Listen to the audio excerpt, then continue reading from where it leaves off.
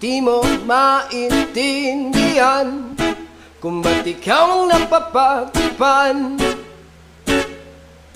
ng halik ng kamalasan.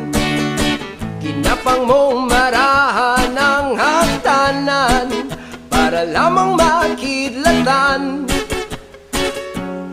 sa kaitaas-taasan. Ngunit kaibigan, huwag ka magpapasindak. Kaibigan, isilang sa